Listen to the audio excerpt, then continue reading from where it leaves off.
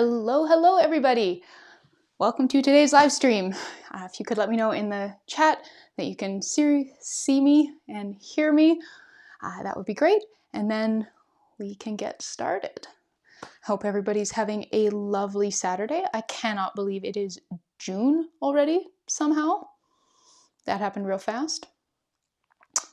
Oh, hello to Carol and McCree Cosmetics and Artist Polar Bear and Eugenia and Verna and Soy Larimar and Uriel and Trish and Elle and Tracy and Dee Dee and Robin. Hello everybody. All right. Great, thank you, Carol. I'm all good on the tech front. Sometimes I forget to press a button. So today we are chatting about my new lotion workshop, taking questions, and we're gonna make some lotion. So this is a formula, a brand new formula. I have not actually yet made it, so we're gonna all experience this together for the first time. So let's see here. I've already combined my phases and have had them heating for a while. Let's see if changing camera is a good, no, that's not a good angle. I've got them here, you'll see them shortly, but this is our heated water phase. Let's see here. All right, we've got our heated water phase, so water, a bit of panthenol, quite a lot of vegetable glycerin, and a little bit of soft xanthan gum. So this is a bit of a riff on the Happy Hemp hand cream that I shared. I think originally it was in 2021, and then I think I did a new video for it last year. So this is a riff on that that's making, it's a bit lighter is the idea, maybe a little bit more summer friendly, but we're still getting a lot of that moisturizing goodness with a bit of a lingering protective skin feel. That's what I'm aiming for. So it'll be interesting to see where we end up. So I've got this phase here, nice and warm. You can see there's quite a bit of condensation on the watch glass there, so it's a good sign, it's nice and warm. And then we've got our heated oil phase. So I've chosen glycerol stearate and PG100 stearate as our emulsifier. I really like this one. It's very sort of naked is how I often describe it. It doesn't really assert itself in your formulation, so you're able to make a lot more formulating decisions because you don't have to account for it impacting the feel of the final product very much. Some cetyl alcohol for some creamy, rich thickening. Sunflower oil, and this is regular sunflower oil, not the oleic rich sunflower oil that we often buy at DIY suppliers because it's great for soap, the oleic rich stuff, but the linoleic acid rich variety, the normal variety of sunflower oil is much better for skincare. Then we've got some castor oil for a boost of richness. And we've got some C12 to 15 alkyl benzoate, one of my favorite esters, help lighten it up, make it nice and slippy. And then a titch of beeswax really boosts viscosity and gives a nice richness to the product. We've got our cool down phase as well. I'm gonna ask you guys to help me choose what it's going to smell like and what color it's going to be. But yeah, let's do a bit of making now. All right, so I'm just gonna shift that back there. And our first step is going to be combining our phases. So we start with our water phase. And I wrote down how much it weighed before I put it on the heat. So now we can replace any water lost to evaporation, which is not very much because I've had it covered and it hasn't, I didn't forget about it and leave it on the heat for like 2 hours, which I've been known to do. So it only needed about 3 drops of water. So I'm not worried about the water being so cold that, that it causes problems. And now we can combine our phases. I'll get you a better camera angle for this. I've got, you don't need to come for this ride, 2 spatulas here. I like to color code them. So the blue one is for my water phase, And then the one that's not blue generally is the one that's for the heated oil phase. So let's get that in there.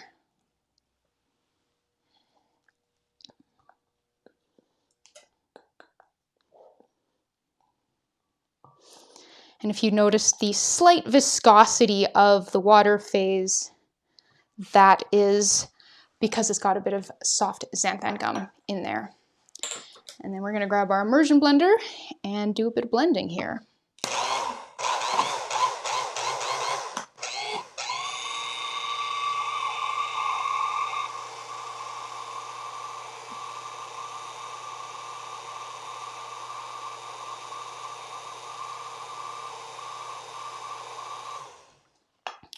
Ooh, hello, Grace, who is up at 3 a.m. in Singapore. Wow.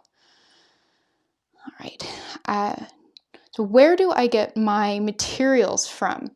So you want to be buying these ingredients from specialty stores, and there are a lot of them around the world, thankfully. I've linked to a lot of them on my website. There's a link in the main menu called Where to Buy Ingredients. And if you click that, you will be taken to a page that has links to a bunch of shops all over the world. Turn off our heat source there, zoom out. So yeah, different shops specialize in different ingredients. So it can be worth poking around. Some specialize a lot more in soap, some specialize more in makeup, some specialize more in hair care, some more in herbs. So it varies. So if you don't find what you're looking for at one shop, definitely click around.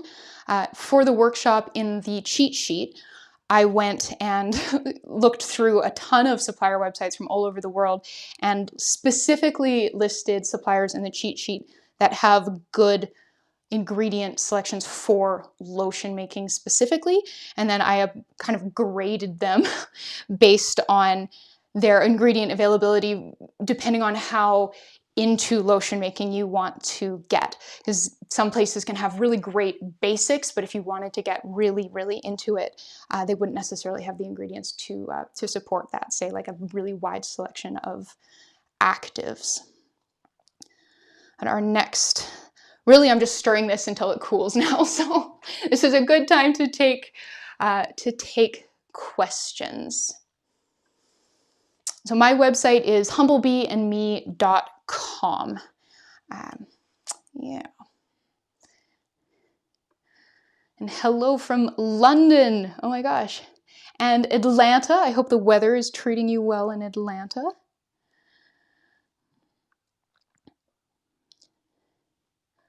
right, from Stephanie. Does the active ingredients in the cool down phase affect the type of formula you use for creams? It definitely can. So say you're using an active that is rich in electrolytes. You would want to be formulating with that in mind. So say some emulsifiers like polyaqual 2W are pretty electrolyte sensitive. And so if you include if you know you're going to be using an electrolyte rich active in your cool down phase, you would not want to use polyaqual 2W because once you incorporated your cool down phase, it would thin out dramatically, and depending on kind of the rest of the formulation, it might even end up splitting over time. What other examples would there be? Yeah, if your active is very pH dependent, you would definitely want to be taking that into consideration. So you wouldn't want to be combining any ingredients that had very different pH needs. Yeah, skin feel is definitely another thing to keep in mind. Yes. Short answer, yes. Long answer, long. Is there a formula for body butter? I've shared quite a few formulations for body butters over the years, both emulsified and anhydrous. So in the workshop, I'm teaching you how to make emulsions from scratch. So I'm not saying like, here's a bunch of recipes, go make them. I'm saying, here's how to make your very own formulation. So if you wanted to make an emulsified body butter, you would learn how, like you would be able to do that. You would be empowered to start from nothing and formulate an emulsified body butter using the ingredients that you want, that you're excited about. Yeah, I'm so proud of this 10-step framework. You really just, you work your way through the 10 steps. It's 10 decisions. And at the end, you have a formula you can make. And then once you've made it, I have a bunch of troubleshooting advice so that you can, you use it and you go, well, maybe I wanted it to be a bit richer. I wanted it to be thicker. I wanted it to be thinner. It's too greasy. And I walk you through how to make all those changes too.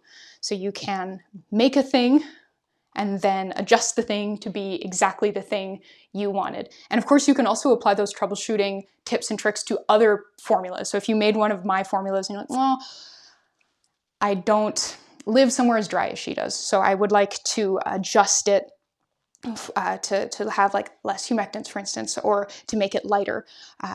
You can absolutely do that too. You can apply those skills to any lotion formula.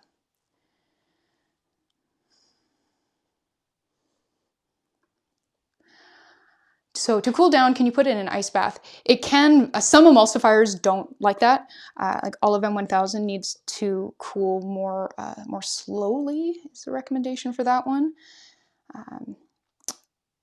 I could do that here. Could have been a good idea, but now we have plenty of time for questions. Can I join your body butter formulation workshop, please? Yeah, so the links for my new, like I call it the Lotion Workshop, but for emulsified body butters as well, you will learn those skills, and it's linked in the description box below. If you're more interested in anhydrous body butters, I would check out my DIY Skincare for Beginners e-course. It's that one is entirely anhydrous and does include several body butter formulations and also walks you through a lot of like really important basic formulating skills using a scale, how to work in percentages, how to start adjusting your formulations, and how to start formulating rather than just following recipes.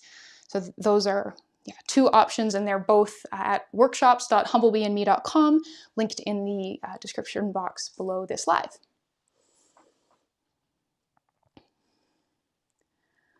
From Gwen. Could I ask your opinion on cold process shampoo bars? I love cold process shampoo bars. So back in November, I did a shampoo bar workshop. You can also find that at workshops.humblebeeandme.com. And so it teaches how to make cold process, or as I kind of call them, dough style, because it makes a really nice smooth dough that you can work with. That's like the only way I make shampoo bars. I find the dough to be quite nice to work with. It's pliable. You can press it with a press if you want to, but you can also just shape it by hand like Play-Doh. You can press it into a mold. They're so versatile. Not needing to heat things, I find is, maybe I'm impatient, but I just find that to be much like, ooh, and we just whip together a shampoo bar, and like you have a shampoo bar in no time, and it's great. And I find the bars tend to stay much harder for much longer than a hot processed or like kind of the melted style of shampoo bars do. So that's definitely my preferred way to do it. I have done it both ways, and once I started doing it the cold way, I never went back.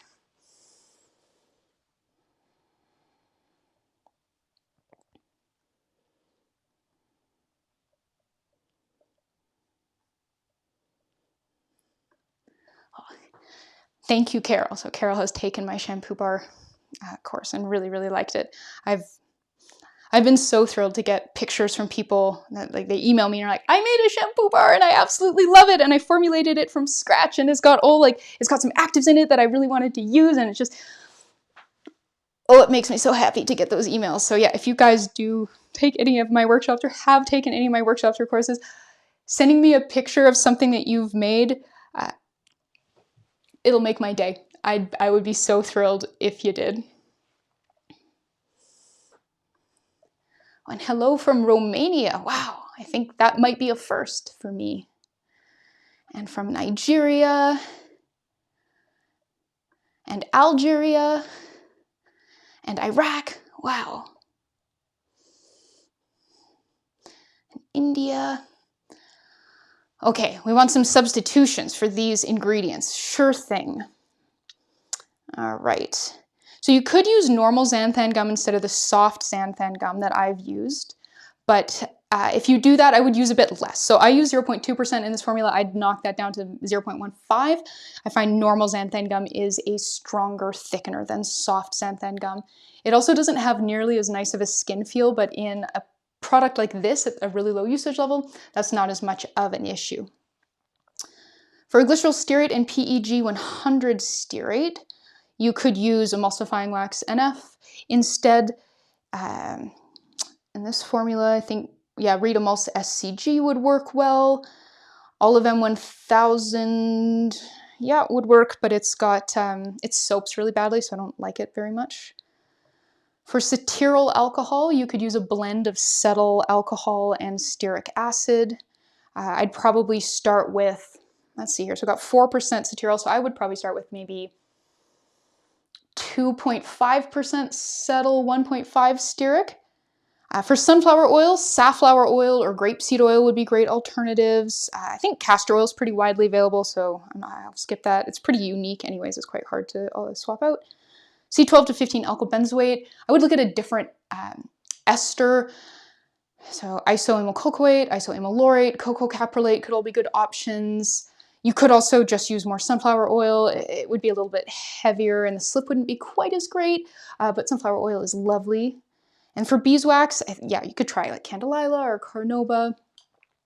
Sunflower wax as well could be good. Beeswax is tricky to substitute out in something like a lip balm formulation where its skin feel is very, very unique.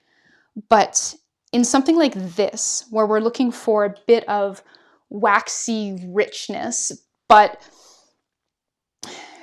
the specific creaminess of the beeswax isn't essential because we're using it at 1%, you have a lot more leeway to swap it out. So hopefully that helped.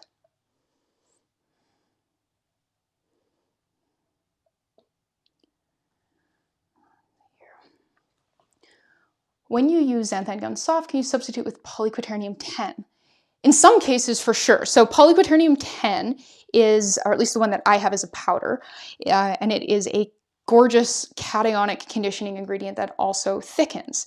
So you would want to tread carefully if you had some anionic ingredients in the formula, but those cationic polymers, like the polyquats, are generally pretty cooperative with anionics. It's more of just a thing you'd keep in mind. If something went wrong, you can, okay, that would be like towards the top of my list of things to try swapping out and see if that fixed it.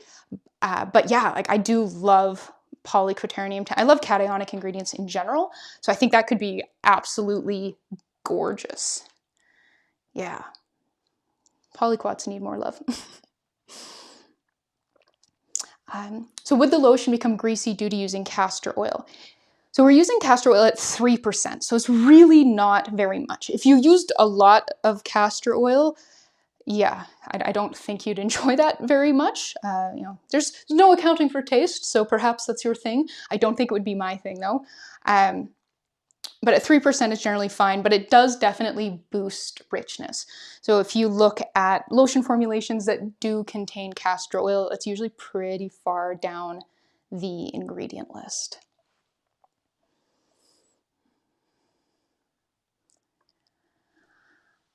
Okay, I noticed my body scrubs separate. Any idea what I'm doing wrong? So it's really hard to say without having your entire formulation in front of me. If they're emulsified, like if there's both water and oil in there, could be a lot of things, especially if there's surfactants in there. If it's an anhydrous one, separation usually just means it's too soft, it's too hot. So it's melting and the sugar or scrub, whatever exfoliant you're using, is starting to settle out, and the oil is coming to the top as the sugar sinks down. If it is emulsified with oil and water, try incorporating some gums to see if you can thicken it up. Try making it just thicker in general. That can really, really help. If there's a foaming surfactant in there and you're not super attached to it, try dropping it, because those can be troublemakers. Yeah, there's a lot.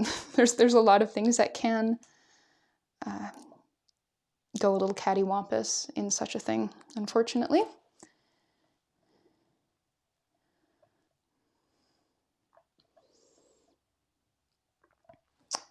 What ingredient can put in lotion to make it hydrating and thick, but with less soapy feel that easily spreads? Yeah, this wouldn't be a one ingredient thing. Maybe for a food metaphor, be a little bit like saying, what can I add to my food to make it taste amazing and be healthy, and looking for just one ingredient, right? Like there's no one ingredient out there that's going to make all your food super, super healthy and taste incredible. So when you're looking at like the soapy feel, that is often you'll be looking at your emulsifier and thinking, you know, can I swap that out? Some emulsifiers are worse than others. Can I lower the amount of emulsifier? Can I include an ingredient that's going to help with soaping? So silicone helps with soaping, and it does also help with slip and spread. So that could be potentially an option there. Hydrating would be, you'd be looking at humectants. So glycerin is a nice, inexpensive, easy to get one. So it's panthenol, niacinamide, looking at ingredients that can help improve barrier integrity, reduce transepidermal water loss, like N-acetylglucosamine, ceramides. So it's not just one ingredient, unfortunately. And this is something that I do talk about a lot, especially in the cheat sheet. There's a couple pages in there of formulating considerations for different like skin concerns, different skin types, different challenges.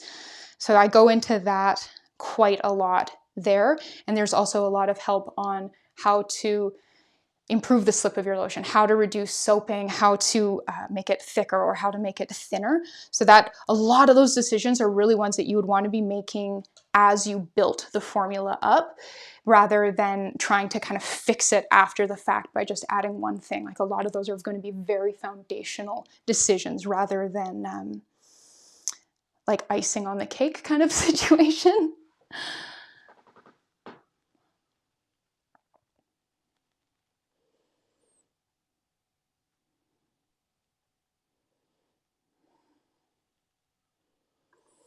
Okay, so how do you know what ingredients to buy? So in the workshop, I have a starter shopping list that has, it's divided into 3 columns. So if you're like a new maker, or more of an intermediate lotion maker, or if you're, I call it like all in, you're just like, all the ingredients, please. And I have suggested ingredients for every category, and then also share places, like links to buy them around the world. So when we first start with a lotion, your key ingredients are an emulsifier of some type, and an easy to use one. And so those, I provide 6 different suggestions in the workshop that you can get. You won't be able to get all of them everywhere, but you can get some of them everywhere. You need some sort of an emollient. So if you've made almost anything before, you have almond oil, sunflower oil, shea butter, something like that. You're going to want a fatty thickener, something that I did not bring into my making anywhere near early enough. Such a loss on my part. So I'm like, you need to get one because they're great, and I don't want you to like miss out on it like I did. What else is there? You need a preservative, a broad spectrum preservative. So in the workshop, I suggest 2 or 3 different ones that like 2 that I like most, and then a third one that is really widely available. And it does work quite well. So I've provided 3 options there so that your lotion doesn't grow mold and get really disgusting on you. A humectant is not super necessary, but I think it's a really good idea. I consider it to be necessary for my skincare in the dry climate that I live in. So vegetable glycerin is an option there, but I provide a bunch of different options in the workshop, and distilled water. And then from there, you can start dressing it up with all kinds of different actives. And so I provide some suggestions for easy to use actives that are really versatile, that address a wide variety of skincare needs in the workshop, that are also, like they don't require a ton of fussing and babysitting. And then also I discuss a few that are a lot harder to work with than you might kind of initially think, because that can be really disappointing to spend a bunch of money on an active and use it in your emulsion, and it just wrecks it. All right. So this This is coming along quite nicely. Still feeling a little warm, but let's get you a better camera angle here. So viscosity wise, you can see it's starting to thicken up. It will definitely thicken more. We're getting there. It's looking good. I love how glossy the creams that glycerol stearate and PEG 100 stearate makes are. And so you'll notice that I stopped blending pretty soon, right? I only blended for about 30 seconds before switching to hand stirring. And that was completely intentional. We want to stop blending our emulsions before they're thick enough to support air bubbles, because once they can support air bubbles, they'll support air bubbles, right? So you can end up with a lotion that's got a bunch of air bubbles in it. And not only is that, it's kind of ugly. You look through the bottle and there's all these little like bubbles in it. It's like, what is going on in there? And then the emulsion can also kind of collapse over time as the bubbles make their way out, if it's thin enough that they can. And then I find it also really exacerbates the soaping effect. So that white rub-in, when you apply it and it just gets like really white, like it's lathering on your skin is what's happening. So I found that, yeah, over blending an emulsion, getting a lot of air in there will make that happen. Okay, so that's coming along. I had a couple, there's another slide in here of some FAQs. Yeah, so just kind of chat about the workshop a bit. So yeah, it's all about learning how to formulate your very own lotions and creams from the ground up. I've developed a 10-step framework where I just lead you through 10 different decisions about your emulsion. And when you're done, you'll have a formula that you can go make. So this is what I do when I make emulsions. I'm taking myself through these same decisions. And yeah, that's like, it's my development process, and I'm sharing it with you along with a lot of extra information to help you stop following recipes. If you have been looking for the perfect lotion recipe and you just can't find it, now you can just make your own. So pleased with this.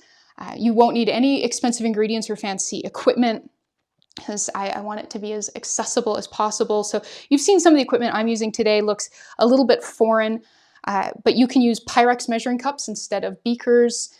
I really do love these spatulas. You don't need watch glasses at all. Like you saw that I used it as a lid for a beaker. You can just use a piece of like tin foil, aluminum foil for that. You don't need a hot plate like the one I have here in the workshop. I use a kitchen burner with a saute pan with some water in it, and then Pyrex measuring cups can go in that, and that works just fine. And you can often find a lot of that stuff at thrift stores for a song. So if you don't have an immersion blender, you will need to, highly recommended that you grab one of these. This one is a Bamex, and I really, really like it because it's got a slightly smaller head than a lot of other immersion blenders, which means you can fit it in smaller beakers, which means you can make smaller batches, which is great when you're testing new formulations because, as you can probably guess, I make enough skincare products for 3 lifetimes every 6 months. So the smaller the batches can be, the better, to a point. And a scale. Yeah, you'll need a scale, but you don't need you don't need a homogenizer. You don't need a bunch of really expensive ingredients. So it's great. And then, so right now we're in the launch period. So I soft launched on Thursday, and then like the big launch was yesterday. And if you sign up during the launch period, which goes until next Sunday, you can participate in the live launch Q&A. So even if you can't make it, there's a form, you can submit your questions ahead of time. And there's also, if you don't like doing math, I put together, I'm so proud of this, the lotion formulating calculating spreadsheet. So it does all the annoying math for you.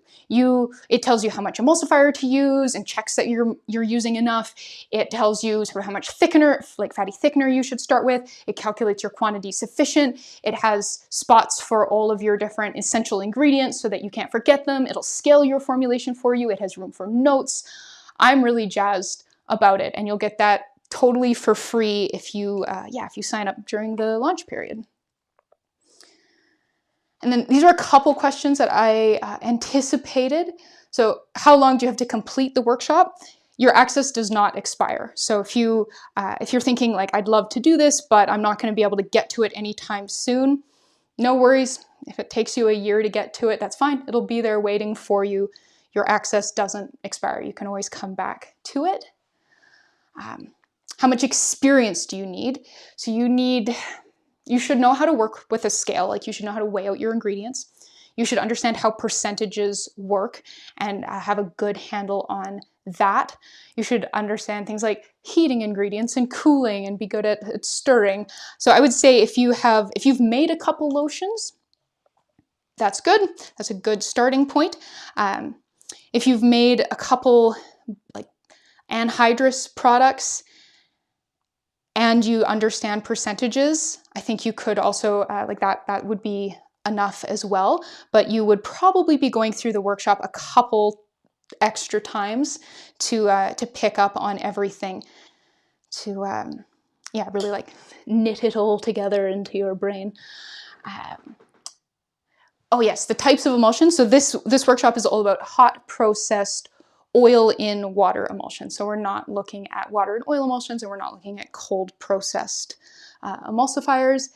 And all the videos have full English subtitles that I have reviewed personally, so the ingredients aren't gibberish. You're not seeing, when I reviewed them, about half of the settle, which is spelled C-E-T-Y-L, was spelled S-E-T-T-L-E. So I have personally gone through and fixed all of that so that we don't have gibberish in the subtitles. All right.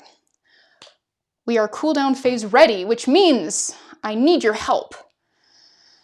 So our cool down phase, actually I'm going to clear a couple things off our work surface. I've got a tub down there that I put dishes in so I can just like carry it to and from the kitchen easily. So our preservative is Optifin Plus. I'm including a bit of allantoin, which is a really lovely skin soothing ingredient. Absolutely gorgeous, effective at low concentrations, and then some vitamin E. And so then our last decisions are, what do I want it to smell like and what color is it going to be? You don't need to color or scent your emulsion formulations, but it is fun, right? So I have prepared some options and I'm gonna ask you guys to vote on them in the chat. So our first one is, let's change the camera here. We've got rain, ooh, the wrong direction, there we are. We've got rain-kissed leaves and this nice emeraldy mica. So this one smells very, it smells very, very fresh. It reminds me of like the inside of a cooler at a florist. So that is option 1. Option 2 here is brandied pear and a nice like gold, doubloon gold mica. So this one smells predictably like pear. It's really quite like well-rounded. It's a nice sort of mature fruity smell rather than a really like saccharine candy type one. It's very nice. Next one, we have apple sage. So this is a total Brambleberry classic. I first encountered this at the HSCG conference last year. Belinda from Love Your Suds had a bar of soap she'd made with that fragrance oil, and I was sitting next to her and I just like kind of just took it away from her and she was presenting and had like left it on the table and I was just I think every time she looked at me throughout that presentation she just saw me going, oh, it smells so good. So it's a really, really gorgeous fragrance oil, and then kind of a nice dusty green sage green mica to go with it. And then our fourth option, so this fragrance is called Clair de Lune, and it smells it's so interesting. It's really, oh my gosh, it's mysterious, it's fresh, it's got notes of ozone, fresh air, really lovely. And then the mica I've chosen is a duochrome mica. So I don't know how well that's coming across, but it looks like a silver white in the bag, but then when the light hits it, it shifts to a violet. That's really cool. So please vote by number in the chat, and I'm going to attempt to keep an eye on what's happening so I can see what you guys have selected. Okay, we have a 1, we have a 4, we have a 3, we have another 4. Ooh, this is getting nice and thick. Oh yeah.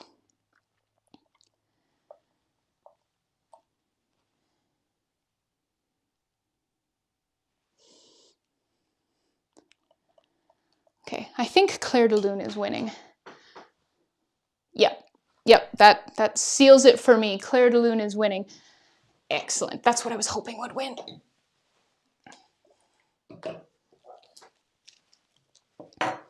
All right, do a little bit of a stuff shuffle here. Back to our full camera. Yeah, all right. So I've weighed out most of the ingredients in the cool down phase already. Just had them in this little bowl with a watch glass on top.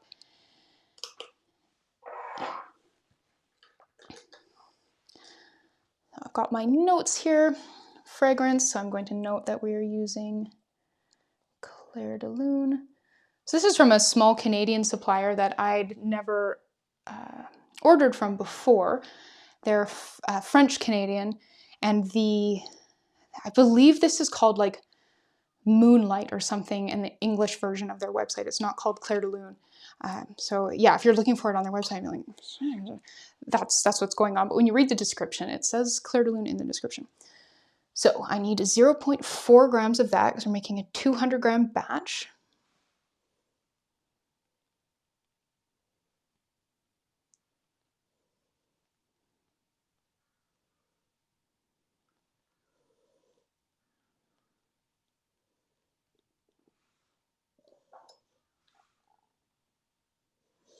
This company also sells a fragrance oil that probably gave me the biggest double take I've ever had when looking at fragrance oils.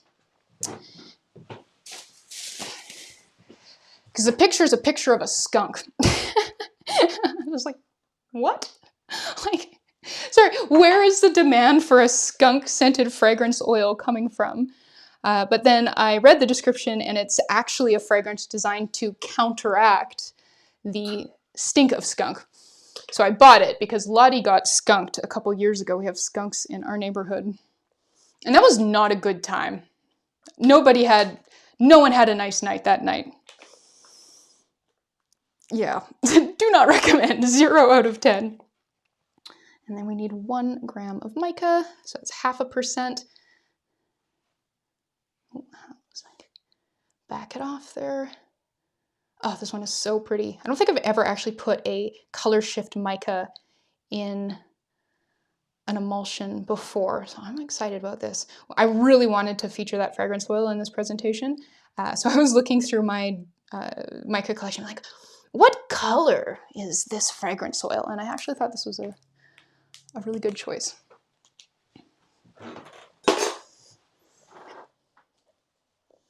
So what I always do after weighing an ingredient in is I note how much I actually weighed in, because sometimes there's just a little bit of variation, right? Sometimes 1 drop is the difference between a little bit too much or a little bit too little and a little bit too much. So we just write down what we've done, and then it also serves as a check mark. Basically, you're like, yes, I did add it. I did not forget.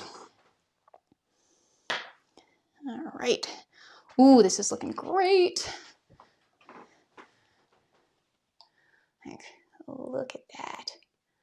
Oh, I'm excited about this one. Okay, so to incorporate our cool down phase, I like to add a little bit here.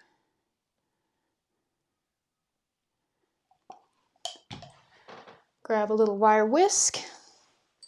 So I'll often start by kind of cutting it in like this, kind of being gentle to start with. Ooh, I hope you guys can kind of see these like purple flashes that are starting to come through. Oh, they're so pretty. Before then really getting in there and whisking.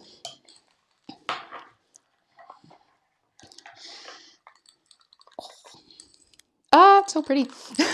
So you really want to get all the lumps out now. It's a little bit like making a cornstarch slurry before you add it to like a soup or a sauce or something.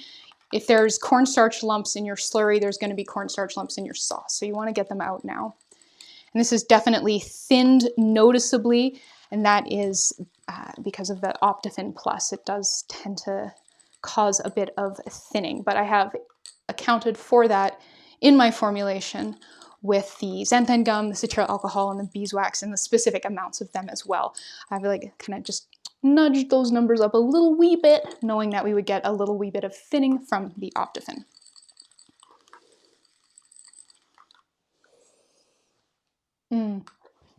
Yum, yum, yum. All right, that's looking good.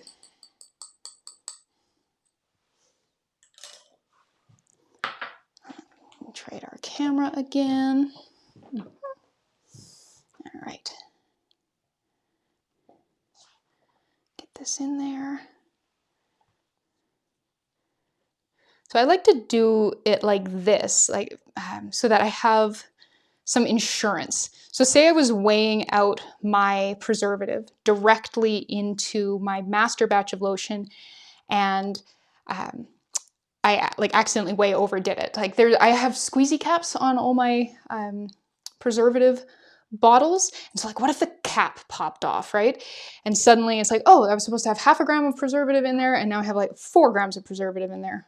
Well, now you got to throw your emulsion out because you have way too much preservative in there and it's not safe anymore. But if you've weighed everything out into a little dish like this, you have that that insurance policy. And then by like doing the pour and the whisk, we get rid of lumps much more easily. And yeah, it's worked very well for me. That's how I like to do things. Kind of like when you temper eggs when making a custard. Oh, this is looking great. Oh, beautiful, beautiful, beautiful, beautiful. Now I'm gonna check the pH. It would be really nice if the pH was just like chef's kiss perfect on first try. And we're gonna begin by making a dilution.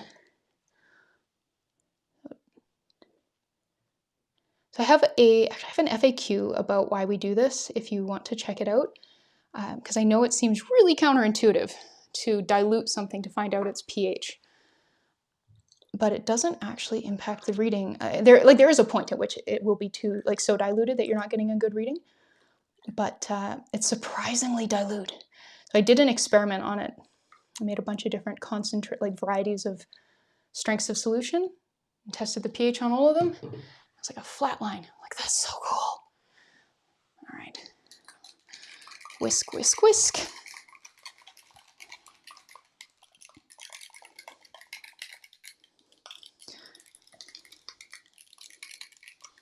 When I share lotion formulations on Humblebee and Me, I build the pH adjusting into them. So when you see like a little bit of lactic acid or a little bit of citric acid or something in my formula, that's because I've already done this process of testing it, figuring out how much acid is required and incorporating it to make life easier for you. It is still a good idea to check if you can, but I recognize that not everybody has a pH meter, so I'm just trying to streamline that for you. But as you start to formulate your own emulsions, you're gonna have to do that yourself. So that is also in the workshop. All right. pH meter, paper towel, just grabbing a dirty beaker for our rinsing.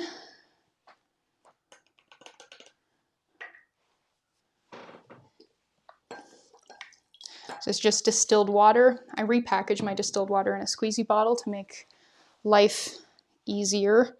It comes in huge 4-liter jugs, and just I don't always want to do arms day. Okay, turning that on, sticking that in there. Sitting around 4.67 right now. So I think actually, yeah. Oh, 4.65. Oh, that's awesome. Have my dreams, my prayers have been answered. We did get a great pH right off the get-go. Woo! pH, I'm just writing that down, 4.63, woohoo! And I'm sure that happened because I was totally prepared to adjust the pH. I had my lactic acid, I had multiple beakers for making multiple solutions. If I'd only gotten out one beaker, the pH would have definitely been wrong. So if you have a pH meter and you find that it takes a really long time to get a reading, try calibrating it, or it could be that you need a new electrode. I recently bought a second version of my pH meters. This is the second one I have, and the second one works way faster than the first one, and it's probably because it's substantially younger, so I need to order a new electrode for that first one. All right, we are ready to start packaging up our product. I'm gonna do a little bit of tidying. Oh yeah, that's cool enough to move. So, be gentle. Oh. Okay, we don't need you anymore either. Okie dokie. So for jars, I'm going to use these black Lush style plastic tubs. So these are from Yellow Bee. I love them. They sell them in black, white, and translucent. They're so reusable. Like I have some of these tubs that I've had for years that I've just continually washed. Like they clean really well. They're super durable and they look really cool, right? Like they look just like Lush. So let's package this up.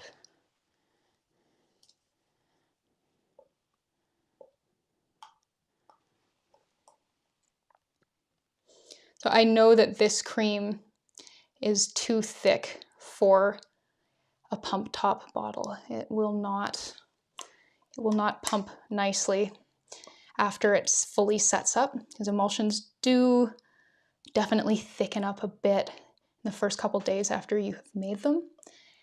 And yeah, if you've ever made a lotion and it's been pourable like this and you thought, great, perfect for a pump top bottle, and then 2 months later when you've used half of it, it just stops pumping out.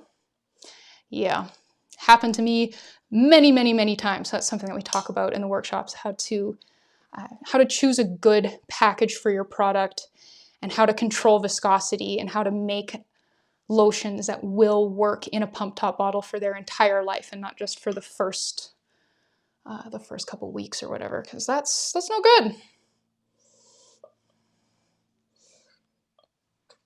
All right, now I think it's time to try it.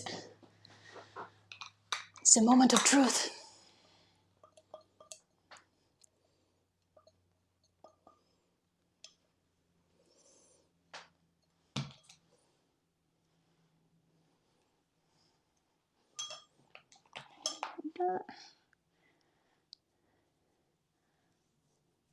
Okay, it's got nice glide.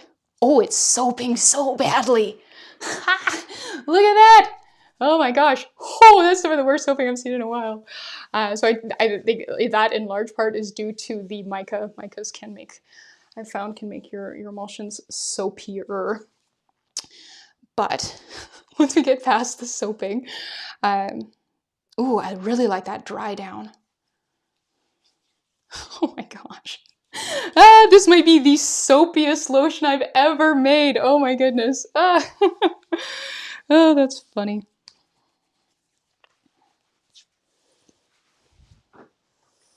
All right. But yeah, oh, I really like that dry down. So it's got good movement on the skin. Like I can still kind of massage it in. It's not kind of going technical term there. Starting to feel quite powdery, which I really like. My skin feels really soft. It is on the richer side. You wouldn't want to take a great big scoop of this and apply it to a small area. But it is drying down really nicely. It smells great. Color-wise, yeah, that mica didn't do much. I'm not sure I'd bother with it again. It was a fun experience. I learned a thing. All right, take some more questions here.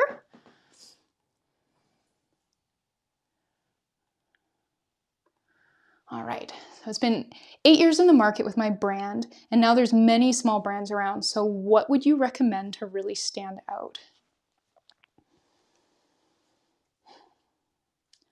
So specificity and niching down can be just an excellent way to stand out. So trying to appeal to everyone means you're going to have a really hard time speaking to a specific customer, a specific target market, and making them feel seen and understood. So of course, it's not like you're not going to sell your products to people who are outside of your target market, but knowing who your target market is gives you a lot of power to really talk to those people and meet them where they're at. So yeah, figuring out who exactly your target market is so that you can really cater to them and on quite a specific level, not just like women over the age of 30. We're looking for something quite a lot more specific there. Can be a really great way to do that. It'll help guide everything from formulating decisions. So, if you were formulating for like tweens, like 12-year-olds, versus if you're formulating for 70-year-olds, you'd be making very different decisions. If you're formulating for an audience that really cares about things being natural versus one that perhaps doesn't, you're going to be making different formulating decisions. If you are, and then starts to go into packaging design decisions and marketing decisions. So if your audience is older, maybe you're choosing to have a larger type size on your packaging so that it's more legible. If your audience is younger, maybe you're leaning into funner typefaces and funner colors. You're also thinking about where would you be marketing. You're going to reach different audiences if you market on TikTok versus on Facebook. So when you know who you're trying to talk to, that starts to really guide a lot of your decisions and can help you really stand out in that way, because you're not just skincare, but you're skincare for someone in particular.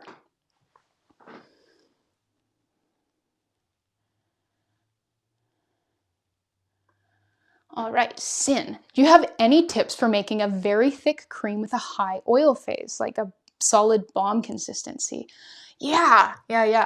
Okay, so one of the first things that you'll need to do for that is make sure that your preservative has a pretty high heat tolerance, because sort of as you saw here, waited for the lotion to be quite cool to incorporate the cool down phase. It's not something I strictly had to do because Optivin Plus does have a maximum temperature of 80 degrees Celsius. I don't know what that is in Fahrenheit, sorry, but it's pretty warm. You would not want to take a bath that was 80 degrees Celsius. And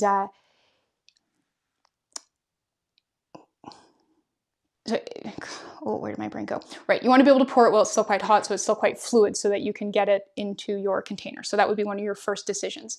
And then you would be looking at including a variety of fatty thickeners and saturated fats as well. And you would want to be experimenting with the balance between fatty alcohols and saturated fats to get the level of hardening that you are looking for, as they do function differently, and they also evolve differently throughout the first 6-ish weeks of your product, and sometimes longer. I found that really high concentrations of saturated fat can be problematic, but do lend a very distinct feel to the product that's really, really neat. Something else that I've noticed with when I'm looking at products that have that really thick, solid, almost consistency that are emulsified, I've noticed that they often have lower concentrations of humectants. And I think that's because humectants can make products feel richer because they extend the play time of the product on the skin. So they make it feel like it lingers a bit more. But if you have a really high oil phase, you maybe don't want to lean into that even more into that richness with a higher humectant content. So I do tend to see those numbers tend to be a bit lower. And then you could also look at supporting your fatty thickening with a non-fatty thickener. So something like soft xanthan gum or a glycerol stearate, or sorry, a Sepamax Zen guar gum, something like that. So you're getting a variety of different types of viscosity. But yeah, having a product that you can incorporate your cool down phase in at a slightly higher temperature, so you can pour it while it's still fluid. Because if you want it to be solid when it's room temperature, you're gonna have a really hard time storing new ingredients into it when it's room temperature. That would be the first thing that I would be thinking about. Hopefully that was helpful. Let's see here. Oh, thank you to Carol. 80 degrees Celsius is 176 degrees Fahrenheit, presumably. All right. From Verna, I made a medium lotion and it broke my emulsion in a lower, warmer climate. It had been fine for a few months after making until I went on vacation. Is this fixable or how to troubleshoot? Okay, so it's not fixable, unfortunately. I'd keep it, make sure you have it labeled, put it on a shelf with all your other experiments, and it's a learning experience, but unfortunately, yeah, that's not fixable, so you would be going back to make a fresh version. So you said medium, so I'm guessing this means like lower-ish viscosity, not like sprayable, but not solid either. So if you're looking at improving stability, and this is something that we go into in quite a lot in the workshop, at different ways to improve stability and different reasons things can split on you. My go-to for improving emulsion stability is a small amount of gum. If you don't have a gum or a synthetic gelling ingredient like a Cephamax-N in your formulation already, it is amazing how much a small amount of that can help. 0.2% can often be the difference between success and failure, which is really, really neat. And then some other things you'd be looking at is like, are there any ingredient conflicts in the formulation? And has anything happened?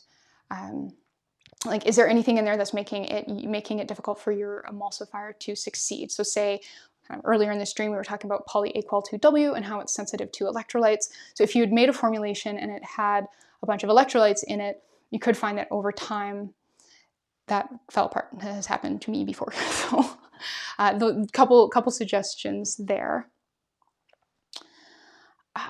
Can you add butters to the lotions if you want? Absolutely you can. Yeah, so you can absolutely have lotions as part of your heated oil phase.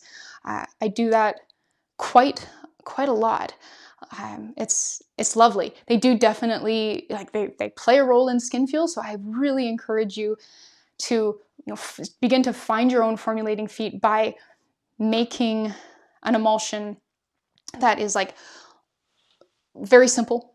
And your oil phase, your heated oil phase would just be like emulsifier, fatty thickener, oil, and then make it exactly the same except switch all the oil for some shea butter or cocoa butter or something. See how that turns out, and then do another one where it's like halvesies and see how that turns out. And so you can start like, okay, that's the feel that this contributes, and that's how potent it is.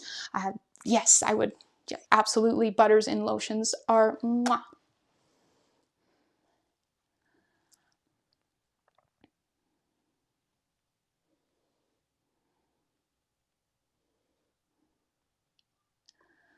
All right, from Love Lather. Can you just basically do a one-pot emulsion? Like, why do you have to do it in separates? I have made a lot of successful one-pot emulsions in my day. I'm pretty sure the lotion formula that's in my book is a one-pot one. So you often can. Some places where it wouldn't work is basically, so the water being in there lowers the maximum temperature that the product, like that the heating phase can reach. So if you have an ingredient in your heated oil phase that has a melting point that's on the higher side that makes it challenging to melt in a water bath, you're going to have a hard time getting it to melt in what is effectively a water bath in your one-pot emulsion. But I've made many of them. I haven't done it in a while, but I know it's possible. I have, did it a lot about a decade ago. Might work better with some emulsifiers than other, and some formulas than other, but like, it's definitely a thing to try. If the two-pot thing, you're just like, oh, that's so fussy, I can't be bothered. Like, yeah, give it a go. It's probably gonna work.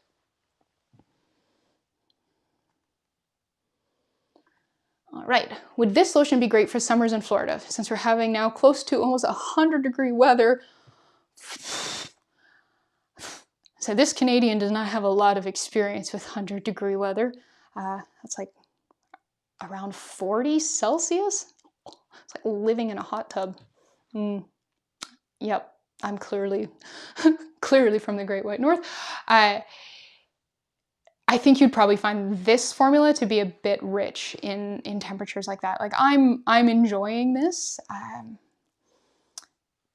Though you could pivot the marketing and say it's a foot cream. I think it would probably work quite well as a foot cream in situations where it's like hot and humid. You could try dialing back the amount of glycerin, especially in that more humid situation, but I think you'd probably want a smaller oil phase size for weather like that. I keep saying that one day I should go spend like 2 months somewhere really hot and steamy and do a bunch of formulating there to get a feel for it, because I am full of advice about formulating for minus 30 degrees and freezing and dry. Not so much on really hot and humid. Okay, I'm gonna do one more question and then we're gonna wrap up here. So can we use low hyaluronic acid instead of a gum? So not really, no.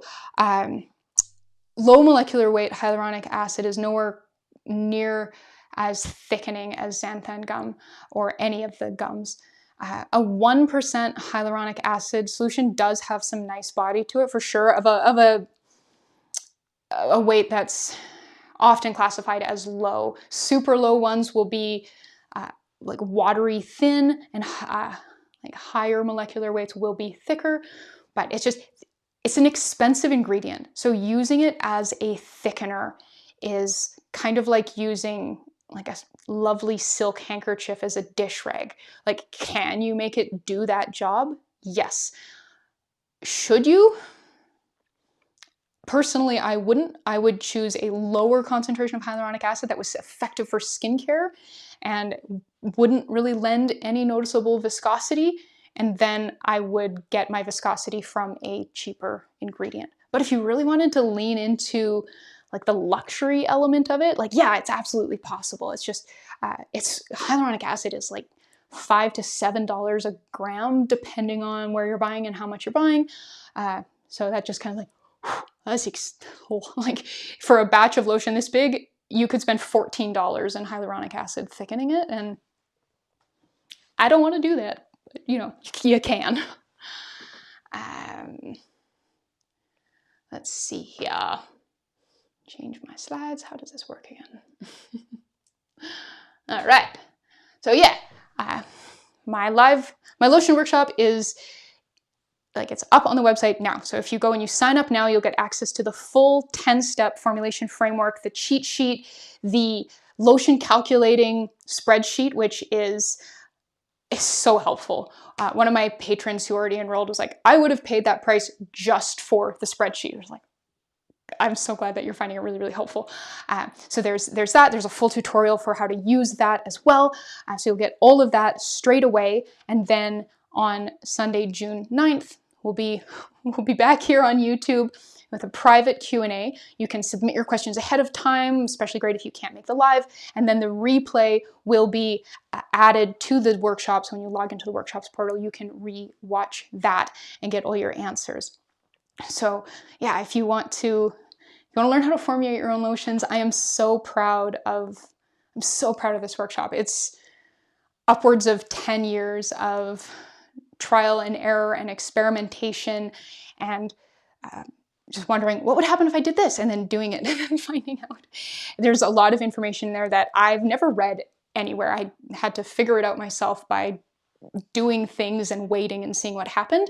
And so this is going to save you, I'm pretty confident, at least 100 hours of experimenting and trying things, and just really jumpstart your lotion, cream, emulsion formulating live. So yeah, I'm jazzed about it, and I really, really hope that you love it, and I would love to see the things that you make with it. So if you're interested, it is linked in the description box below this video, or you can go to workshops.humblebeeandme.com to check it out and get instant access.